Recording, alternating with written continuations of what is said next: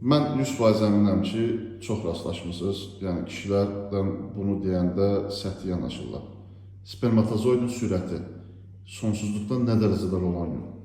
Çox mühüm rol oynayır. Ümumiyyətcə, spermatozoidin, yəni qruplara bölürük biz. Aktiv hərəkətli, yerində hərəkətli, hərəkətsiz, yəni bütün bunların hər birisi, yəni 4 qrupa bölünür və bunların hər birisi 25% təşkil edir. Eyni zamanda spermatozoidin, deməli, bir dəqiqədəki hərəkəti 3 mm-dir. 3 mm-dən 40 mm-ə qədər dəyişə bilər.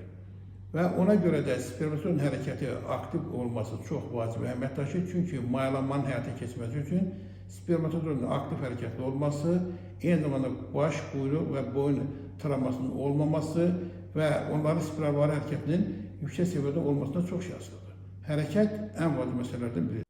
Əlaqə nömrəsi 050 685 0858.